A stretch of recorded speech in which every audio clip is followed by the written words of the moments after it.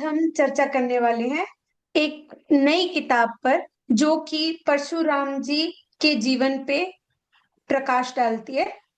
और इस किताब का नाम है परशुराम, तप, त्याग और योद्धा कविताएं, जिसके लेखक हैं श्री शैलेंद्र शर्मा जी। आज वो हमारे साथ यहाँ मौजूद है और हम उनसे कुछ प्रश्न करने वाले हैं इस किताब से रिलेटेड। तो सबसे पहला प्रश्न जो मेरा है वो ये है कि आप हमें बताएं कि परशुराम जी किसके अवतार हैं। आरएनवी एस्ट्रोलॉजर्स में आपका स्वागत है तुलिका। भगवान परशुराम जी जो हैं वो भगवान श्री हरि विष्णु के छठवें अवतार हैं, जिन्होंने पृथ्वी को अधर्म से मुक्त करने के लिए ही अब जन्म लिया था। उस समय की परिस्थितियां थी, चारों ओर राजा महाराजा अत्याचार का तांडव मचा रहे थे। मुख्य रूप से शस्त्रार्जुन अर्जुन, उसने ऋषियों और गुरुकुलों के खिलाफ एक अभियान छेड़ दिया था। चारों ओर हाहाकार मचा दी थी। राजाओं और प्रजा के अंदर एक बहुत बड़ा आतंक पैदा कर दिया था। उससे मुक्ति के लिए पूरी तरह व्यथित थी। सारे जनमानस के अंदर एक भय और आतंक का एक समावेश हो गया था। तो उन्होंने पृथ्वी माता ने जाकर के भगवान श्री हरि विष्णु जी से प्रार्थना की कि प्रभु हमारे जो है कष्ट दूर करें और हमें जो है इस इन अत्याचारों से मुक्ति दिलाएं। तो भगवान श्री हरि विष्णु ने पृथ्वी को आश्वासन दिया कि मैं अवश्य पृथ्वी पर आऊंगा और सारे अत्याचारों को समाप्त करूंगा। भगवान परशुराम, चूंकि उनका नाम बचपन का राम था और भगवान शिव के भक्त होने की वजह से भगवान शिव द्वारा प्रदत्त परसा धारण करने की वजह से उनको परशुराम कहा गया। और जहां तक कि मैंने ये पढ़ा है, भगवान परशुराम और श्री रामचंद्र जी एक ही समय पे अवतरित हुए और दोनों ही विष्णु जी के अवतार हैं। तो मैं ये जानना चाहती थी कि क्या ये संभव है कि एक समय पे एक ही भगवान के दो अवतार अवतरित हों, जैसे कि परशुराम जी और श्री रामचंद्र जी के केस में है। हाँ, यहाँ मैं बताना चाहूंगा कि भगवान परशुराम भगवान श्री हरि विष्णु के अक्षय अवतार हैं, जो हमेशा से युग युगों तक अजर अमर हैं और वो पृथ्वी पर ही रहेंगे। एक समय में दोनों की परिस्थितियां अलग थी। भगवान परशुराम का अवतार सतयुग का अवसान काल, मतलब एंडिंग टाइम, और सतयुग का अवसान काल और त्रेता युग का प्रारंभिक काल था, और जो मध्य काल तक लगातार चलता रहा। और भगवान राम, रघुनंदन राम, त्रेता युग के मध्यकाल के बाद पैदा हुए। क्योंकि भगवान विष्णु जो है असीमित असंख्य कलाओं के मालिक हैं, वो जगत के पालनहार हैं। उनमें इतनी कलाएं हैं जिसको एक जनमानस और आम आदमी की सोच से बाहर है। वो एक समय में कितने भी अवतार ले सकते हैं। जब आपने पूछा कि भाई दो अवतार एक साथ, तो हाँ, भगवान परशुराम जी और राम जी अवतार एक साथ थे। और द्वापर में, ये त्रेता की बात है, और द्वापर में भगवान परशुराम और भगवान कृष्ण भी एक साथ थे, और वो आज कलयुग में अच्छा, भी विद्यमान है। हनुमान जी के बारे में भी ये कहा जाता है कि हनुमान जी भी भगवान परशुराम की तरह ही हैं वो धरती पे। तो क्या ये सही है? बिल्कुल सही है। भगवान परशुराम जी अदृश्य रूप से अपने तपस्या रत हैं। उनकी तपस्या तभी भंग होती है जब कोई अत्याचार होता है किसी भी युग में, तो उसके निराकरण के लिए वो विद्यमान रहते हैं। और वो उससे किसी भी अनीति और अन्याय के विरुद्ध प्रतिशोध की जो भावना है उसको प्रबल करते हैं और अत्याचार का शमन करते हैं, उसको समाप्त करते हैं। और भगवान हनुमान जी भगवान शिव के एकमात्र अवतार हैं, जो कि अजर अमर हैं, भगवान राम के भक्त हैं। और उन्होंने जनमानस को उसके कष्टों से निवारण के लिए उनकी स्मरण मात्र से ही कष्ट दूर हो जाते हैं, क्योंकि कलयुग केवल नाम आधारा, सुमर सुमर नर उतर ही पारा। और भगवान का कलयुग के अंदर सिर्फ नाम लेना ही एक, क्योंकि तपस्या और उसका फल नहीं मिलता जितना कि भगवान के नाम का स्मरण करने से व्यक्ति को। तो हनुमान जी उनमें से ही एक है, क्योंकि केवल कलयुग में एकमात्र प्रकट अगर परम ब्रह्म के स्वरूप हैं तो वो सिर्फ हनुमान जी। एक और प्रश्न था कि मेरे को ऐसा लगता है कि भगवान विष्णु जी के काफी अवतार रहे हैं। तो हम कुछ अवतारों के बारे में जानते हैं, जैसे श्री कृष्ण जी, श्री रामचंद्र जी, परशुराम जी। और कौन कौन से अवतार हैं जो कि विष्णु जी के अवतार हैं? आप उनके ऊपर थोड़ा प्रकाश डालें। वैसे तो भगवान विष्णु जी के अनंत अवतार हुए हैं, लेकिन मुख्य अवतारों में भगवान श्री हरि विष्णु जी ने के 10 अवतार माने जाते हैं। 10वां अवतार जो कल की अवतार है वो आना शेष है, जिसके गुरु भी भगवान परशुराम ही होंगे। पहला अवतार लिया था मत्स्य अवतार, उससे कि प्रलय के समय में पृथ्वी को बचाने के लिए जो वहाँ के प्रतापी ऋषि मुनि थे, राजा थे, उनको बचाने के लिए उन्होंने मत्स्य अवतार लिया था। इसकी कथा भी मैं आपको सुनाता हूँ। राजा सत्यव्रत जब नदी में नहाने गए तो एक छोटी सी मछली उनके हाथ में आ गई, और उस मछली को लेकर के जब वो नदी में छोड़ने वाले थे तो उस समय मछली ने कहा, राजन मुझे वापस नदी में मत फेंकना।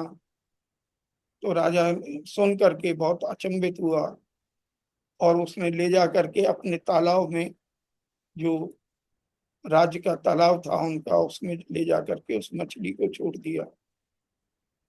और मछली दिनों दिन बढ़ती रही, बढ़ती रही, बढ़ती रही। मछली इतनी बढ़ गई कि पूरा का पूरा जो उनका सरोवर था उस आकार में आ गई। उस समय राजा को बहुत आश्चर्य हुआ। उसने कहा कि हे मत्स्य देवता, अपने मूल रूप में आओ, क्योंकि आप कोई साधारण मछली नहीं हो। हम्म। की प्रार्थना हम्म। सुन करके भगवान श्री हरि विष्णु ने दर्शन दिए। उन्होंने कहा, राजन जब प्रलय आएगी तो आप सारे ऋषियों को, सप्त ऋषियों को लेकर के और सभी धर्म कर्म वाले व्यक्तियों को लेकर के एक नाव में बैठ जाना। मैं इस नाव को प्रलय के बाहर खींच करके लेके जाऊंगा। तो इस प्रकार से उन्होंने प्रलय के समय में मछली रूप धारण करके सप्त ऋषियों को और प्रतापी राजाओं को बचाया। तो ये था मत्स्य अवतार। दूसरा था उनका कच्छप अवतार, कछुआ, टॉर्टोइस। जब दानव और देवताओं में ये एक निर्णय हुआ कि भाई हम समुद्र मंथन करेंगे, तो समुद्र मंथन के लिए उन्होंने मंदराचल पर्वत को तो मथानी बनाने का निर्णय किया, और वासुकी जो भगवान शिव के सर्प हैं उनको मथानी बनाने का निर्णय किया। अब आया मंदराचल पर्वत का भार, कैसे कौन वहन करेगा, मथानी कैसे काम करेगी। तो भगवान श्री हरि विष्णु ने कश्यप अवतार लेकर के उसके ऊपर मंदराचल पर्वत रखा गया, और दोनों तरफ से मथानी से समुद्र मंथन हुआ, जिसमें से बहुत सारे रत्न निकले। रत्नों के अंदर माता लक्ष्मी भी थी और कामधेनु गाय भी थी। इसके अलावा अलाल विष निकला, अमृत निकला। ये सारी चीजें जो है समुद्र मंथन के दौरान निकली। जो तीसरा अवतार था वो था वाराह अवतार। वाराह अवतार में हिरण्यकश्यप और हिरणाक्ष दो भाई थे। तो हिरणाक्ष ने क्या किया कि पूरी पृथ्वी को ले जाकर के समुद्र में छुपा दिया। उस समय वाराह अवतार के रूप में भगवान श्री हरि ने अवतार लिया और अपने पूंछनी के ऊपर, मतलब अपने मुंह के ऊपर पृथ्वी को समुद्र से निकाल करके ऊपर उभारा। चौथा अवतार हुआ नरसिंह अवतार। हिरण्यकश्यप जो है उसने अपने आप को भगवान डिक्लेयर कर दिया था कि मेरी ही पूजा की जाएगी, भगवान की पूजा नहीं की जाएगी।